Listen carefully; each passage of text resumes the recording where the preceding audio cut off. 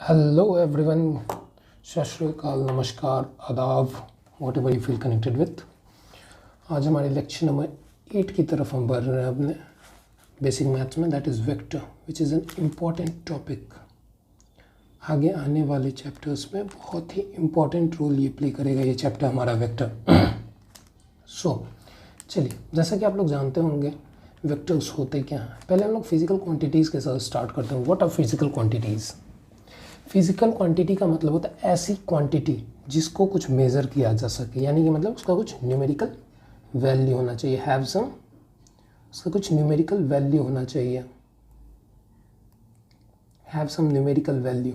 Okay, quantity can that can be measured, जो कि measured भी होना चाहिए, मतलब कि मेज़र कर सकें उसका कुछ वैल्यू के टर्म्स में। A physical quantity is a property of material that can be quantified by measurement.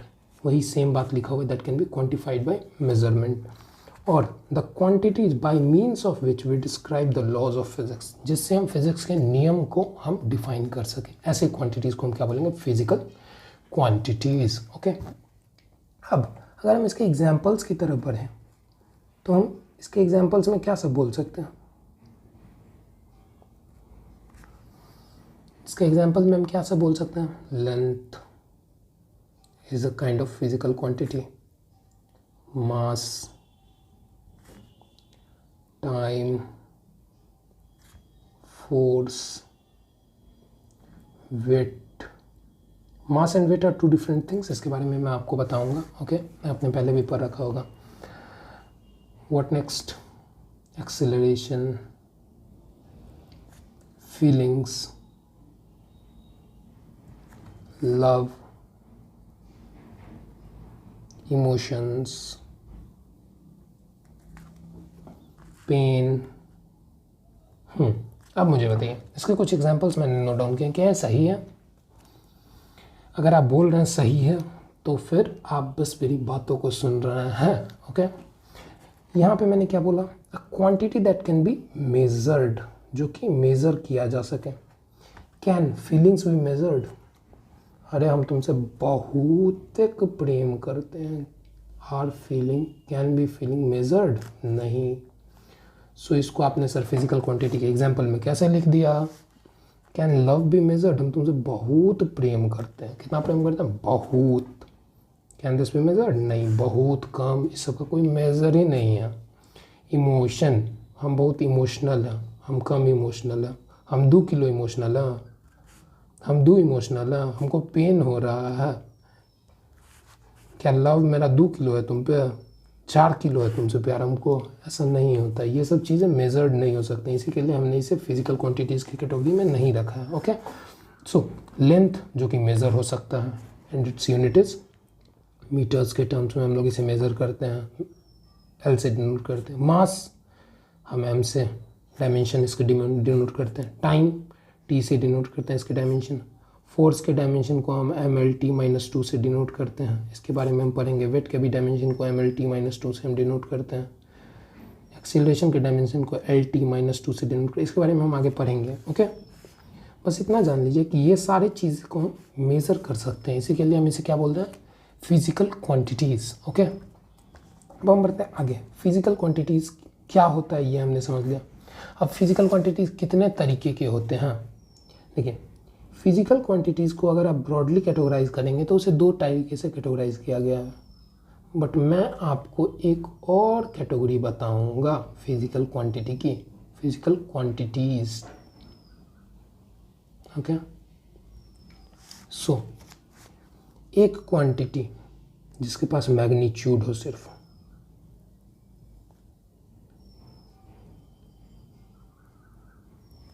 Magnitude only, means हाँ 2 है, 4 है, 6 है, 8 है, ये सब मैग्नीट्यूड जिसके पास होगा, एक ऐसा फिजिकल क्वांटिटी। एक ऐसा फिजिकल क्वांटिटी जिसके पास मैग्नीट्यूड भी हो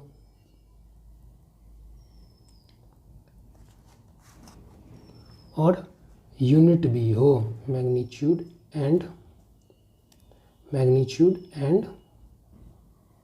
यूनिट। ओके, अब एक ऐसा क्वांटिटी जिसके पास मैग्नीट्यूड हो यूनिट हो, मैग्नीट्यूड एंड यूनिट। दूसरा पॉइंट, इसके पास कोई डायरेक्शन नहीं होना चाहिए, नो डायरेक्शन। इसके पास हैविंग डायरेक्शन, एक ऐसा क्वांटिटी जिसके पास डायरेक्शन है, जैसे कि वेलोसिटी, डिस्प्लेसमेंट, फोर्स के पास डायरेक्शन है कि इधर की तरफ लग रहा है या इधर की तरफ लग रहा है, उल्टा लग रहा है, सीधा लग रहा है, तो इसके पास डायरेक्शन है, तो इसको हम इस वाले कैटेगरी में करेंगे। और तीसरा क्वांटिटी होता है, तीसरी कंडीशन है दैट इट फॉलोज। अब जैसा कि आप लोग जान रहे होंगे कि मैंने किसके बारे में बात की है, मैग्नीट्यूड ओनली किस में होता है, रेशियोज में मैग्नीट्यूड ओनली होता है। रेशियो, अगर रेशियो की आप बात करें तो रेशियो के कुछ एग्जांपल मुझे देंगे ऐसे क्वांटिटीज जिसके पास सिर्फ मैग्नीट्यूड ही है सर। इसके एक एग्जांपल मेरे स्ट्राइक कर रहा है अभी, that is refractive index. Refractive index, अगर आपको याद हो, आपने क्लास 10th में पढ़ा था सर, रिफ्रैक्टिव इंडेक्स को हम म्यू से डिनोट करते हैं, म्यू से या एन से आपने डिनोट किया था, जिससे भी डिनोट किया था, वो होता है C/V, याद है। C का यूनिट क्या होता है, मीटर पर सेकेंड, इसका भी यूनिट क्या होता है, मीटर पर second, comes out to be, mu comes out to be unitless. इसके पास सिर्फ क्या होता है, मैग्नीट्यूड होता है, that is 1.33 for glass, something like that, 1 for air. इसी टाइप से हम यूनिट की बात सिर्फ करते हैं, यूनिटलेस क्वांटिटीज़ होते हैं ये, तो इसे हम किस कैटेगरी में डाल देंगे, रेशियो के कैटेगरी में। एक चीज़ आती है स्केलर, ऐसे क्वांटिटीज़ जो कि सिर्फ जिसके पास मैग्नीट्यूड हो और डायरेक्शन नहीं हो, दैट इज जैसे कि 2 किलो, क्या हम ये बोलने जाते हैं कि 2 किलो आलू तोल दो उत्तर की तरफ से या दक्षिण की तरफ से, ऐसा तो नहीं बोलते हैं। हम क्या बोलते हैं कि 2 किलो आलू तोल दीजिए भैया। सो 2 kg इज अ, इसमें क्या है, मैग्नीट्यूड क्या हो गया मेरा, 2 मैग्नीट्यूड हो गया, kg क्या हो गया, यूनिट हो गया, ओके। और इसमें डायरेक्शन इन्वॉल्व नहीं होते हैं, इसमें डायरेक्शन की इन्वॉल्वमेंट नहीं होती है। ऐसे क्वांटिटीज़ को हम क्या बोलते हैं, स्केलर क्वांटिटीज़ के कुछ एग्जांपल हैं, मास हो गया इसका example, and next one is distance, speed. आप लोग को आगे पढ़ाएंगे charge is also scalar quantity. Charge क्या होता है ये भी आप लोग जानते होंगे शायद बेसिक, अगर तो हाँ, you can get that charge scalar quantity. So now moving towards vector, what are vector. Vector का एग्जाम्पल में क्या हम डालेंगे, जिसके पास डायरेक्शन भी हो, मैग्नीट्यूड भी हो, ठीक। तो ऐसे क्वांटिटीज़ को हम क्या बोल देंगे, वेक्टर क्वांटिटी। इसके एग्जांपल में हम ले लेंगे वेलोसिटी। जैसे कि वेलोसिटी हम जब भी डिफाइन करते हैं, that is it is moving with 2 metre पर second towards east, it is moving with 6 metre पर सेकेंड टूवर्ड्स वेस्ट, ओके। इस तरीके से हम डिफाइन करते हैं वेलोसिटी को। फोर्स, 20 न्यूटन का फोर्स हमें लगाना है इस डायरेक्शन में, 20 न्यूटन का फोर्स लगाना है इस डायरेक्शन में, तो ये सब डायरेक्शन यहाँ पे इन्वॉल्व है, इसके लिए हम इसे क्या बोलेंगे, वेक्टर क्वांटिटी। सो अगर हम ब्रॉडली कैटेगराइज कंक्लूजन निकालें इस पेज के समरी का, तो हाँ, रेशियो ऐसे चीज़ होते हैं, रेशियो ऐसे क्वांटिटीज़ होते हैं जिसमें सिर्फ मैग्नीट्यूड इन्वॉल्व होगा। स्केलर ऐसे क्वांटिटीज़ होंगे जिसमें मैग्नीट्यूड होगा और डायरेक्शन की जिक्र नहीं होगी। और वेक्टर क्या होते हैं, वेक्टर ऐसे क्वांटिटीज़ होते हैं जिसमें मैग्नीट्यूड होगा और उसमें डायरेक्शन इन्वॉल्व होगा। सो अब हम आगे बढ़ते हैं। सर वेक्टर आपने बताया, हमें चैप्टर का टॉपिक का नाम क्या है, वेक्टर, ओके। आपने अभी वेक्टर बताया कि सर इसमें डायरेक्शन है, having direction, having magnitude and having direction. क्या ये कंडीशंस इनफ है वेक्टर को फुलफिल करने के लिए? नहीं, ये कंडीशंस इनफ नहीं हैं। ऐसा मैं क्यों बोल रहा हूँ, आपको एक एग्जांपल मैं देता हूँ। देखिए, इधर से करंट आया 2 एम्पियर का, इधर से करंट आया 4 एम्पियर का, और इधर करंट गया 6 एम्पियर का। ओके, तो मैं क्या बोलूँगा, सर इनके पास मैग्नीट्यूड है, डायरेक्शन भी है, बट फिर भी इसे हम स्केलर क्वांटिटी बोलते हैं। अगर आपको याद होगा 10th में आपने पढ़ा होगा, current is a scalar quantity, current is a scalar quantity. उस टाइम में तो आपको बता दिया गया, बट बताया गया, उसका रीज़न नहीं दिया गया आपके पास अप्रोप्रिएट। इसका रीज़न क्या होगा, सर करंट जो होता है, current does not follow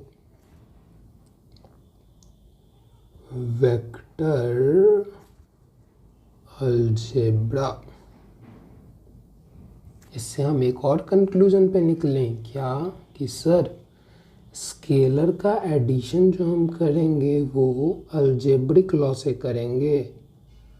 algebraic operations can be done, operations can be done using algebra, done using algebra. But vector में हम किस कंक्लूजन पे निकले, वेक्टर में हम इस कंक्लूजन पे निकले that vector law of algebra operations are done on, operations are done using vector algebra। अब इसको मैं 2 मिनट समझाने के लिए लूँगा आपको। करंट स्केलर क्वांटिटी क्यों, क्योंकि ये वेक्टर लॉ ऑफ एडिशन को फॉलो नहीं करता, वेक्टर अलजेब्रा को फॉलो नहीं करता। वेक्टर अलजेब्रा बोलता क्या, सर आपने अब इसे समझने की कोशिश करेंगे कि सर वेक्टर अलजेब्रा में हम लोग प्रोसीड करने जा रहे हैं। वेक्टर अलजेब्रा सर ये होता क्या है, और इसे हम पढ़ने की कोशिश करेंगे। सर ये मान लेते हैं एक दीवार है, great wall of China. Okay, यहाँ पे एक खली है, छोड़िए खली को आप क्यों तंग कीजिएगा, आप बस एक फोर्स ले लीजिए। इस वॉल पे सर मैंने एक 20 न्यूटन का फोर्स लगाया, चेक। अब और एक 30 न्यूटन का फोर्स मुझे लगाना है। मैंने क्या बोला, 20 न्यूटन का फोर्स लग रहा है उस वॉल पर, 30 न्यूटन का फोर्स मुझे लगाना है। ओके, सो अगर आप इसे देखें तो 20 न्यूटन का फोर्स इधर लग रहा है, डायरेक्शन आपको गिवन है। अब ये 30 न्यूटन का फोर्स मुझे लगाना ही है ना भाई, तो या तो मैं ऐसे लगाऊं, या मैं ऐसे लगाऊं, या मैं इधर से लगाऊं, ये मेरी मर्ज़ी होगी। ओके, मैं किस डायरेक्शन में लगाऊंगा ये मेरी मर्ज़ी, मुझे लगाना है। सो अगर मैं इधर से लगाऊंगा तो टोटल नेट फोर्स क्या हो जाएगा, एफ नेट कितना हो जाएगा, अगर ये 30 न्यूटन है तो दिस कैन बी 50 न्यूटन। अगर ये नेट फोर्स उल्टे डायरेक्शन से इधर से लगना शुरू करे, ये 30 न्यूटन, तो net force on the wall कितना हो जाएगा इस केस में, -10 न्यूटन। समझ में आ रहा, that is 20 - 30 which will give us -10 Newton. Okay, अब यानी कि ये फोर्स जो है, फोर्स की वैल्यू -10 से लेके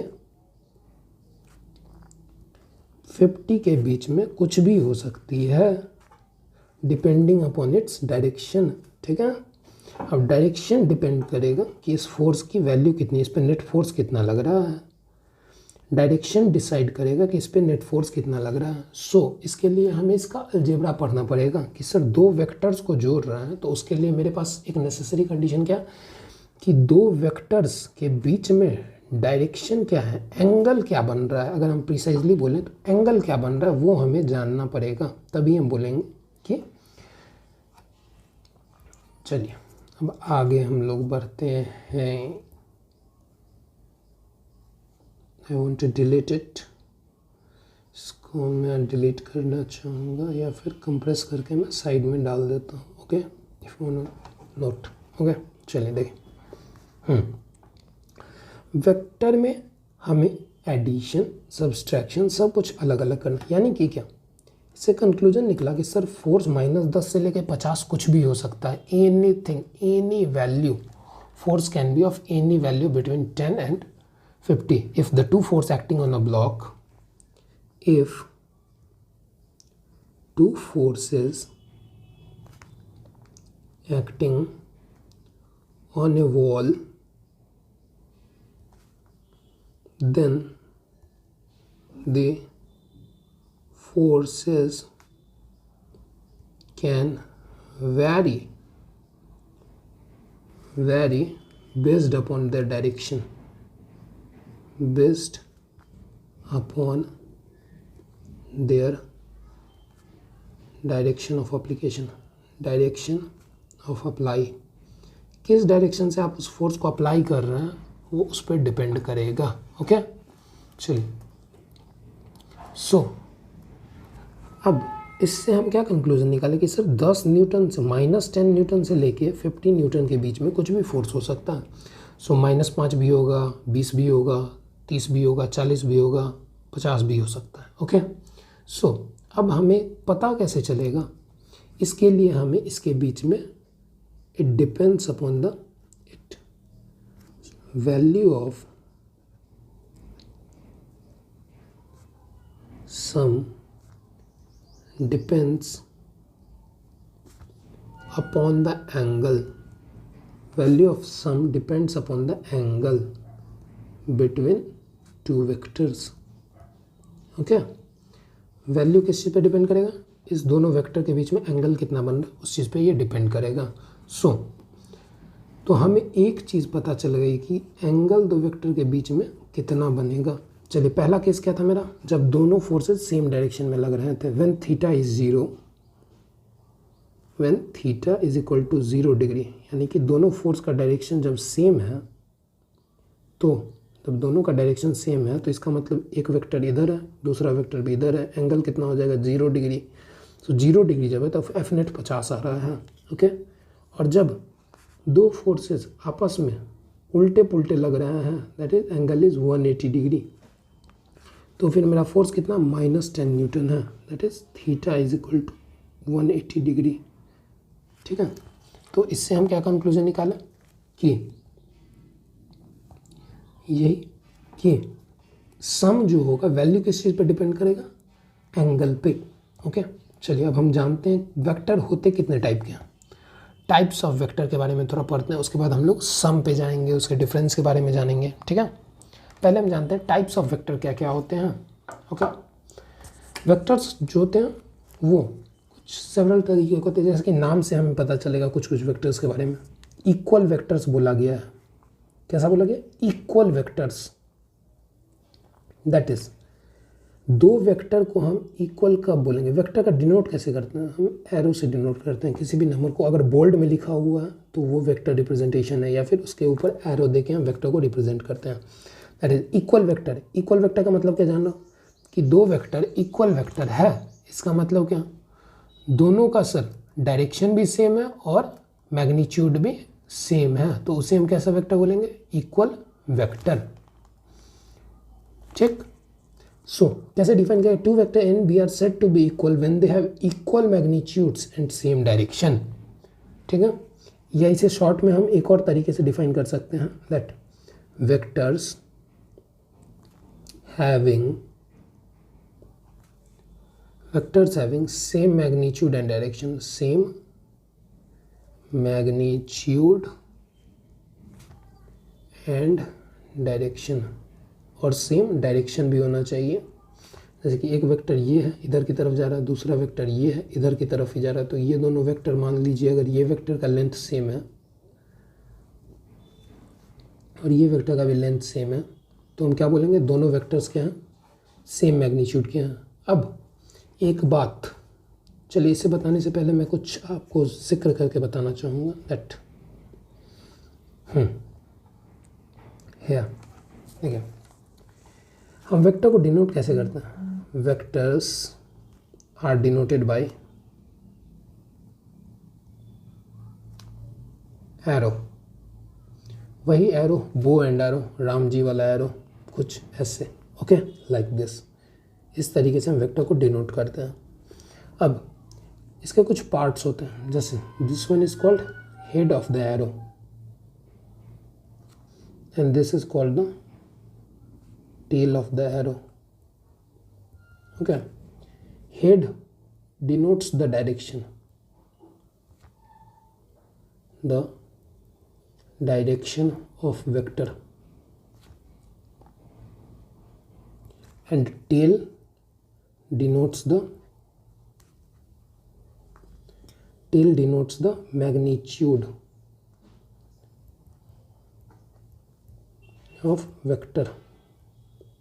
इसका मतलब क्या, ये मान लेते हैं अगर 20 न्यूटन का एक फोर्स लग रहा है तो 30 न्यूटन का फोर्स क्या होगा, ये होगा।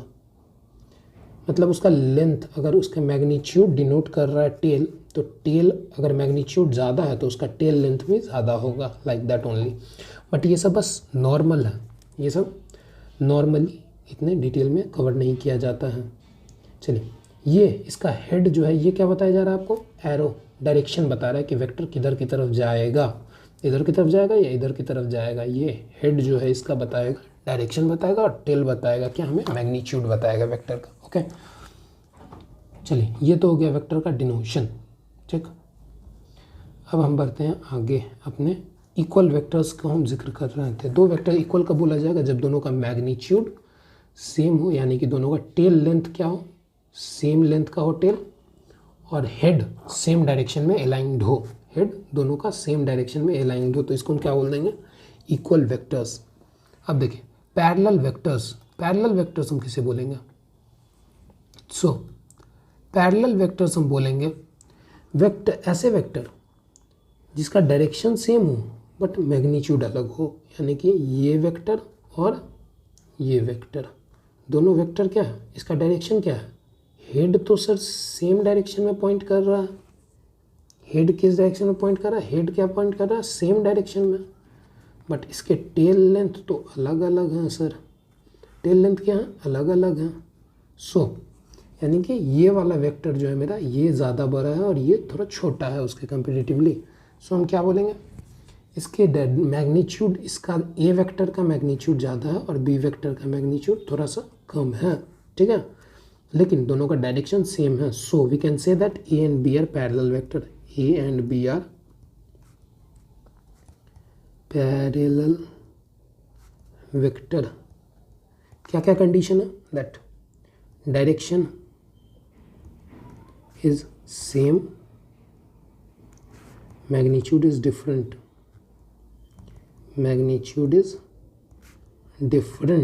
ओके। चलिए, अब हम आगे अपने तीसरे टाइप की तरफ बढ़ते हैं, that is anti parallel vector. Parallel का मतलब आपने जाना, तो एंटी पैरेलल का मतलब भी आपको पता होगा, यानी कि डायरेक्शन में उल्टा पुल्टा, दैट इज 180 डिग्री का एंगल बना लेगा। Vectors having different magnitude, okay, ये मान लीजिए ए वेक्टर है, ये बी वेक्टर है, but they are opposite in direction, ये इधर की तरफ जाना चाह रहा है, ये इधर की तरफ जाना चाह रहा है, तो इसके बीच में थीटा कितना होगा, 180 डिग्री। सो ऐसे वेक्टर्स को हम क्या बोल देंगे, anti parallel vectors, okay. These are anti parallel vectors having different magnitude but opposite in direction. Direction क्या है इसका, अपोजिट है, so they are considered as A and B are anti-parallel vectors, anti-parallel vectors when theta is equal to 180 degree, okay. चलिए, collinear vector क्या होता है, आपने maths में एक पॉइंट पढ़ी हो, कोलिनियरिटी के बारे में आपने पढ़ा होगा मैथ्स में बहुत बार। इसका मतलब क्या होता है, when the vector under consideration can share the same support or have a common support, then the vectors are said to be collinear। या फिर ऐसे समझिए, ये तो इतना किताबी भाषा में नहीं समझिए, इसे सीधा समझिए। वेक्टर्स जो हैं, जो सेम लाइन में लग रहा है, वेक्टर्स along same line या फिर सेम डायरेक्शन। कोलिनियर का मतलब होता है डायरेक्शन इसका क्या होगा, सेम होगा। जैसे कि ये दो वेक्टर आप देख रहे होंगे, F A and F B, इस दोनों का डायरेक्शन क्या है, सेम है। अगर आपको दिख रहा होगा इस पिक्चर में तो let me zoom it for you. अगर आपको दिख रहा होगा तो ये डायरेक्शन क्या है, सेम डायरेक्शन है, ओके। बट दोनों का टेल लेंथ अलग अलग है, सो मैग्नीट्यूड अलग अलग होंगे, okay.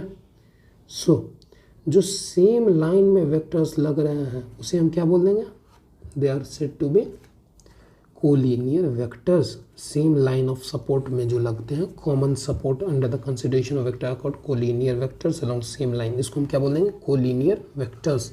So F and, okay. चलिए अब हम आते हैं जीरो वेक्टर की तरफ। नाम में ही है जीरो वेक्टर, मतलब वेक्टर जिसका मैग्नीट्यूड जीरो हो, वेक्टर हैविंग जीरो मैग्नीट्यूड। तो सर जीरो मैग्नीट्यूड है तो उसकी ज़रूरत क्या पड़ेगी हमें, डायरेक्शन तो बताएगा ना बच्चे, ये एरो, ठीक है। सो ये हमें डायरेक्शन बताएगा, ये आर्बिट्ररी डायरेक्शन बताएगा जो कि किसी को पता नहीं होगा। ऐसे वेक्टर को हम जीरो वेक्टर बोलते हैं। इसका बहुत यूज़ होता है आगे, आपको इसके बारे में ज़्यादा डिटेल में नहीं पढ़ना। What is a zero vector, okay. Coplanar vector, coplanar किसे हम बोलते हैं, जो सेम प्लेन में सारे वेक्टर्स हों उसे हम क्या बोलेंगे, 3 or more vectors are said to be coplanar if they lie in the same plane। अगर वो सेम प्लेन में, जैसे कि ये वेक्टर्स आप देख पा रहे हैं, ये 4 वेक्टर्स क्या टेबल के ही प्लेन में रखे हुए हैं, ओके। ये सारे वेक्टर्स टेबल के प्लेन में हम ऐसा बोल सकते हैं, इसी के लिए इसे हम क्या बोलेंगे, कोप्लेनर वेक्टर, चेक, ओके। चलिए अब हम आते हैं यूनिट वेक्टर की तरफ। What is a unit vector, unit vector में जैसे आप नाम से ही जान रहे होंगे, a vector is divided by its magnitude is called a unit vector. या फिर इसको ऐसे डिफाइन कर सकते हैं, vector having magnitude 1, vector having magnitude equal to 1 या फिर यूनिटी बोलते हैं इसे, बहुत जगह आप यूनिटी भी देख लेंगे, एक को एकता, ओके। वेक्टर्स, ऐसे वेक्टर्स जिसका मैग्नीट्यूड 1 हो उसे हम क्या बोलते हैं, यूनिट वेक्टर्स बोलते हैं, ओके। सो यूनिट वेक्टर्स, अब इसको हम डिनोट कैसे करेंगे, और एक और डिफिनेशन में क्या हो रहा है, vector divided by its magnitude is called unit vector. Unit vector is denoted by, unit vector is denoted by, जैसा कि मैंने आपको बताया कि एक वेक्टर को डिनोट कैसे करते हैं, ऐसे डिनोट कर देते हैं, एक नंबर लिख देते हैं या फिर डिजिट लिख देते हैं और उसके ऊपर हम एक एरो डाल देते हैं, तो इसका मतलब है ये वेक्टर है। या फिर किसी बुक में इसे बोल्ड कर दिया जाता है तो वो मतलब उसका डिनोशन क्या हो गया, ये वेक्टर हो गया, ओके। अब यूनिट वेक्टर कैसे डिनोट करते हैं, एक डिजिट और उसके ऊपर में टोपी डाल देते हैं हम, ठीक है, उसके ऊपर में क्या डाल देते हैं, टोपी डाल देते हैं, that this is a unit vector. इसका मतलब ये भी एक यूनिट वेक्टर है, ओके। इसका मैग्नीट्यूड क्या होगा, this magnitude must be 1 and this will be a proper direction, okay. तो इसको हम क्या बोल देंगे, यूनिट वेक्टर। अब देखिए, एक वेक्टर के पास अगर मैं बात करूं, मैग्नीट्यूड भी है और डायरेक्शन भी है। अगर मैं इसको इसके मैग्नीट्यूड से डिवाइड कर दूं, एक वेक्टर को उसी वेक्टर के मैग्नीट्यूड के साथ में डिवाइड कर दूं, मैग्नीट्यूड से मैं डिवाइड कर दूं, तो उसके पास बच क्या जाएगा, उसके पास तो डायरेक्शन ही बचेगा ना सिर्फ, और बाकी में मल्टीप्लाई में 1 रहेगा, तो उसी को हम क्या बोल देंगे, unit vector. A vector divided by its magnitude, जैसे कि मैं इसे ऐसे लिख के दिखाता हूँ, that A vector, unit vector A को हम कैसे डिनोट करेंगे, ये देखिए, okay.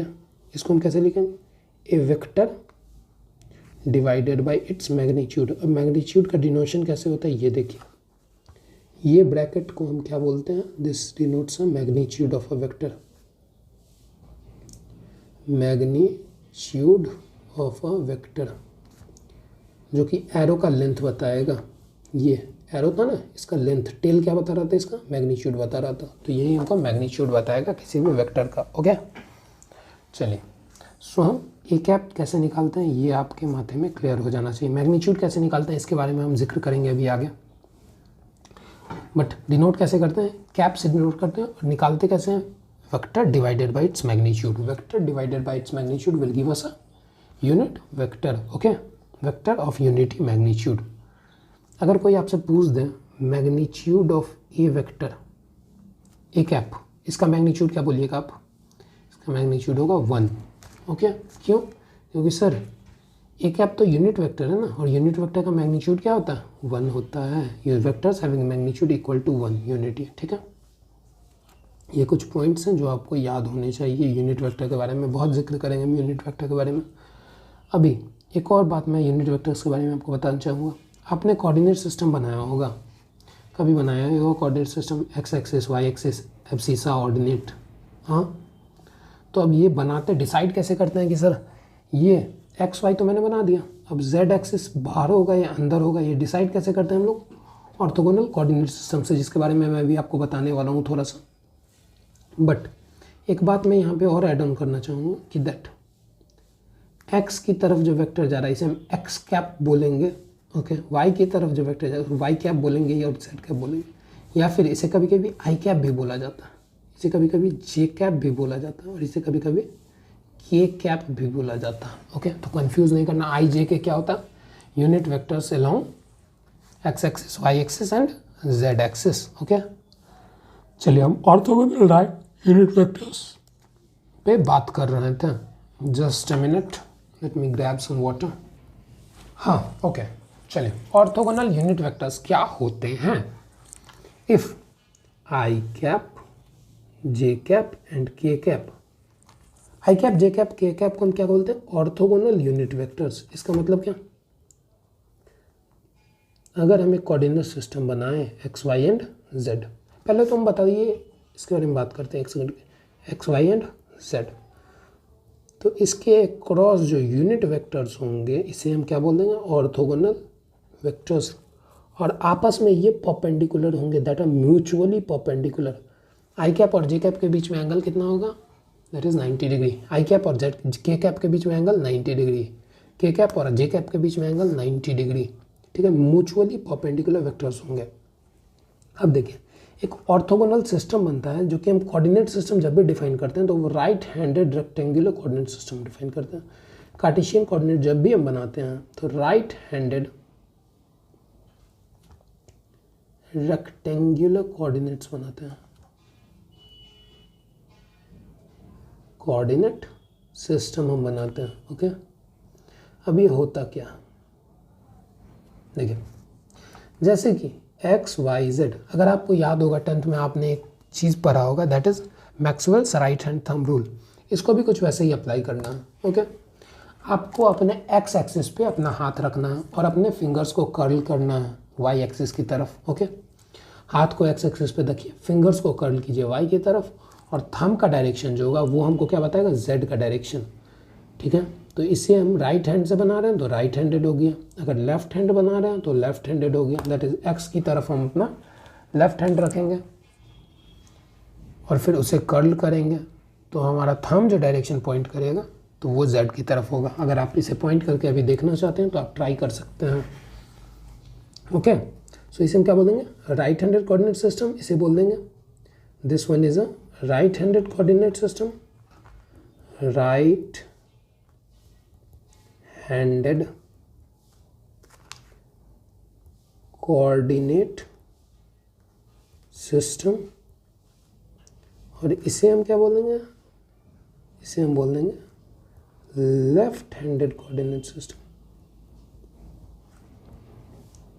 Left handed coordinate system, okay. चलिए इसके बारे में मैं आपको बता चुका हूँ, these vectors must form right handed triad, right handed triad बनाना चाहिए, और ऑर्थोगोनल यूनिट वेक्टर हमेशा क्या है, इसीलिए मैंने बोला आपको हमेशा क्या लेते हैं हम लोग, राइट हैंडेड कोऑर्डिनेट सिस्टम लेते हैं। लेफ्ट हैंडेड बहुत कम यूज़ होता है, बट हमें जनरली क्या पढ़ते हैं हम लोग, राइट हैंडेड कोऑर्डिनेट सिस्टम बनाते हैं, okay. It is a coordinate system with such that when we curl the fingers of the right hand from x to y then we get the direction of z along thumb। यही बात मैंने आपको बताई कि right hand coordinate system क्या होता, और orthogonal unit vector है, मतलब मैग्नीट्यूड क्या होगा इसका, 1 होगा। So I cap, J cap and के cap are called orthogonal unit vectors, okay.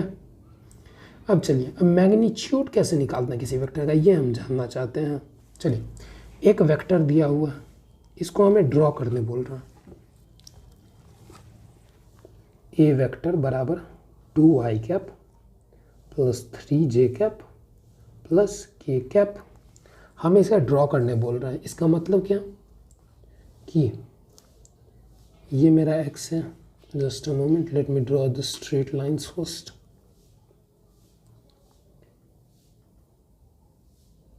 चलिए, दिस वन टू,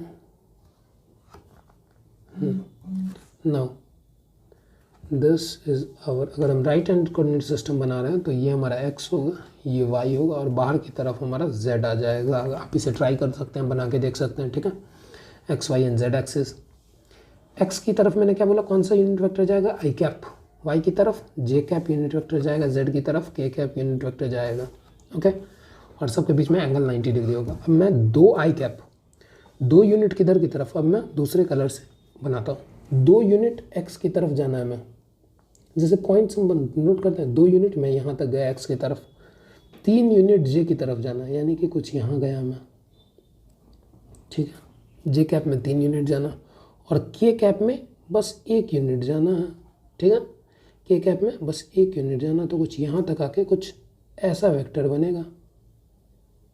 आप 3D में इसे विजुअलाइज करने की कोशिश कीजिएगा दैट ये वेक्टर कैसा बनेगा। आप 3D में अगर इसका कोऑर्डिनेट क्या होगा किसी भी एक्सिस में, 2, 3 और 1 इसका कोऑर्डिनेट होगा पॉइंट का, okay.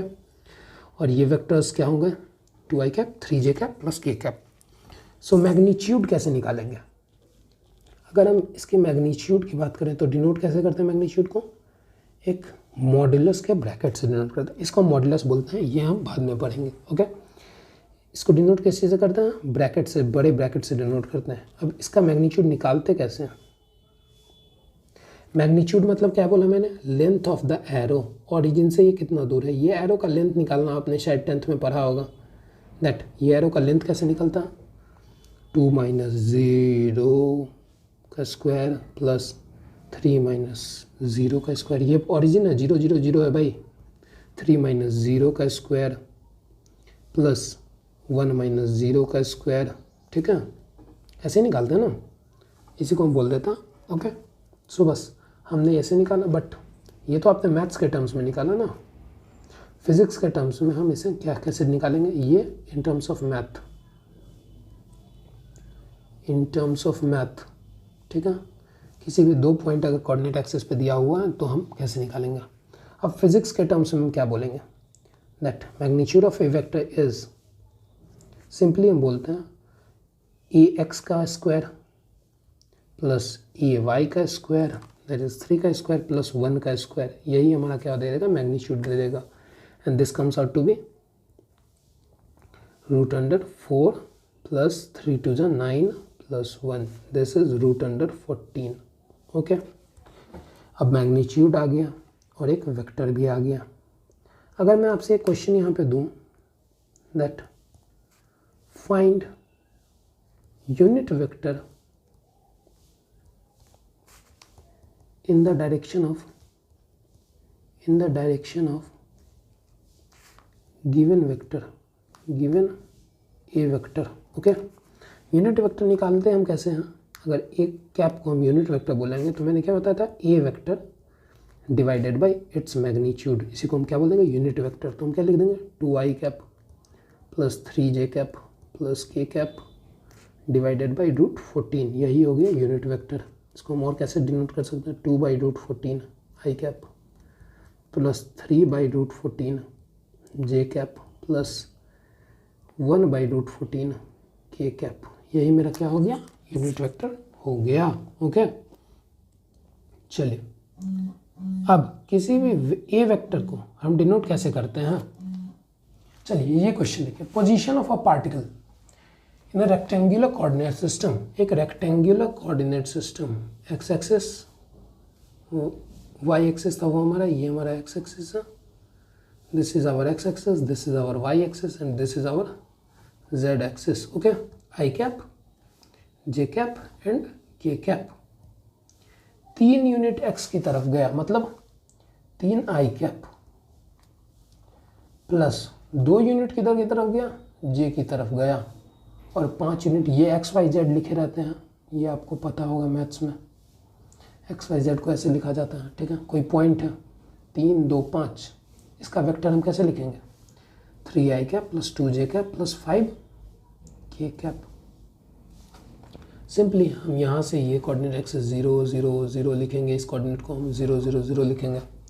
So if we want to write a vector, अगर हम इसे ए वेक्टर बोल रहे हैं तो ए वेक्टर को हम कैसे लिखेंगे 3 माइनस 0 आई कैप प्लस एक्स की तरफ कितना गया 3 यूनिट माइनस 0 यूनिट, ओके, जे कैप प्लस 2 माइनस 0 के कैप प्लस 5 माइनस 0 हेयर जे कैप, ओके, और यहाँ पे के कैप, ओके। चलिए, तो ए वेक्टर को हम कैसे लिखेंगे 3 आई कैप जोड़ 2 जे कैप जोड़ 5 के कैप, यही हमारा क्या हो गया यूनिट वेक्टर हो गया। अब अगर हम यूनिट वेक्टर निकालना चाहते हैं तो हम फिर से निकाल सकते हैं, इसका मैग्नीट्यूड निकालेंगे और उसको डिवाइड कर देंगे मैग्नीट्यूड से, ओके। ये हमारा वेक्टर लिखना आपको सिखा दिया मैंने कि वेक्टर लिखते कैसे। कोई भी कोऑर्डिनेट दिया रहेगा तो एक्स वाई जेड के टर्म्स में उसको 3 आई कैप लिख देना, 2 जे कैप लिख देना, 5 के कैप लिख देना। एक्स की तरफ कौन सा होता है आई कैप होता है, वाई की तरफ जे कैप होता है, वाई की तरफ के कैप होता है, ओके। सो इसी से हम कंक्लूड कर सकते हैं, इस वेक्टर को देख के हम बता सकते हैं। चलिए, इफ़ अ पार्टिकल, ये क्वेश्चन अच्छा, particle moves from point P two point Q. अब हर बार मैं कोऑर्डिनेट सिस्टम नहीं बना रहा हूँ, एक्स वाई होगा यहाँ पे, आप इसे विजुअलाइज करने की कोशिश कीजिएगा वरना क्वेश्चन लंबा बनेगा। पी और क्यू, ओके। पी का पॉइंट्स कितना दिया 2 3 और 5, क्यू का कितना दिया 3 4 और 5। अब मुझे पूछा गया it's displacement vector shortest line joining 2 points, इसका डिस्प्लेसमेंट वेक्टर क्या होगा। तो इसको हम कैसे लिखेंगे, जैसा कि मैंने इसे लिखा है इस वेक्टर को, अगर हम इसे डिस्प्लेसमेंट वेक्टर को भी यानी कि पी क्यू वेक्टर अगर हम इसे नाम दें, पी क्यू वेक्टर को हम कैसे लिखेंगे x2 माइनस x1 आई कैप, x में कितना चला है 3 माइनस 2 आई कैप की तरफ गया, प्लस जे कैप में 4 माइनस 3 किधर की तरफ जे कैप की तरफ, और के कैप में 5 माइनस 5 के कैप में गया। So this comes out to be P Q vector कितना होगा 1 आई कैप हम इसे बोल देते हैं, प्लस जे कैप प्लस 0 के कैप। इसका मतलब पी क्यू वेक्टर हमारा क्या हो गया i cap plus j cap. So this is our vector, okay. चलिए, अब मुझे एक बात ओके, तो हमने आज क्या सब सीखा, हमने सीखा कि वेक्टर्स लिखते कैसे हैं, वेक्टर्स होते क्या हैं, पहले हमने ये जाना। जिसके पास 3 क्वांटिटीज़ हों, 3 चीज़ें होनी चाहिए, डायरेक्शन होना चाहिए, एक मैग्नीट्यूड होना चाहिए 2, और तीसरी बात इसके पास इसको फॉलोज वेक्टर अलजेब्रा, जिसके बारे में हम पढ़ेंगे। आज ने हमने भी वेक्टर अलजेब्रा को स्टार्ट नहीं किया है, ओके। सो वेक्टर्स इसे बोलते हैं। और हमने क्या सीखा कि यूनिट वेक्टर, जो कि इंपॉर्टेंट चीज़ें मैं बस आपको वो बता रहा हूँ, आगे काम क्या आएगा आपके। यूनिट वेक्टर को लिखते कैसे हैं, कैप डाल के लिखते हैं, ओके। यूनिट वेक्टर होता क्या है, मैग्नीट्यूड यूनिट वेक्टर का क्या होगा, इसका मैग्नीट्यूड 1 होगा। और यूनिट वेक्टर निकालते कैसे, ए कैप बराबर a vector by magnitude of a vector, okay. So उसके बाद हमने क्या बताया, मैग्नीट्यूड कैसे निकालते हैं किसी वेक्टर का, ये भी मैंने बताया। अगर कोई वेक्टर ए वेक्टर दिया हुआ है A X I cap plus A Y J cap plus A Z के कैप, तो इसका मैग्नीट्यूड हम कैसे निकालेंगे, ए एक्स का स्क्वायर प्लस ए वाई का स्क्वायर प्लस ए जेड का स्क्वायर, इसको हम क्या बोल देंगे, इसका मैग्नीट्यूड होता है, okay. So these are the most important fundamental things which I need you to remember, okay. Unit vector along X axis को क्या बोलते हैं हम लोग, किस चीज़ से डिनोट करते हैं, unit vector along X axis. Denote करने के लिए आप किसी भी चीज़ से डिनोट कर सकते हैं, बट हम लोग जनरली डिनोट किसी के आई कैप से डिनोट करते हैं वाई एक्सिस की तरफ, तो उसको जे कैप से डिनोट करते हैं, और जेड एक्सिस की तरफ तो इसे के कैप से डिनोट करते हैं। ओके, ये 3 यूनिट वेक्टर हम डिनोट करते हैं आई कैप, जे कैप एंड के कैप की तरफ से। Okay, so that's all from my side for today. अब मैं आपको एक बात बताता हूँ, जब मुझे ये चैप्टर पहली बार पढ़ाया गया था तो वेक्टर के बारे में मुझे बिल्कुल आइडिया नहीं था। वेक्टर नया टॉपिक होता है, उसके अलजेब्रा। सर ये 20 जोड़ 20 आप बोल रहे हैं 10 होगा, पॉसिबल है क्या? नहीं, बट वेक्टर में हो सकता है। मैंने अभी आपको बताया ना, दैट मान लीजिए एक 20 न्यूटन का फोर्स इधर की तरफ लग रहा है इस वॉल पे, और एक 20 न्यूटन का फोर्स इधर की तरफ से ही लग रहा है, तो 14 न्यूटन का नेट फोर्स होगा। अगर ये फोर्स इधर चला जाए तो ये 0 हो जाएगा। कुछ एंगल पे लगेगा तो ये पॉसिबल है कि 10 न्यूटन भी लग जाएगा। सो हर चीज़ पॉसिबल है, वेक्टर में ऐसा हो सकता है।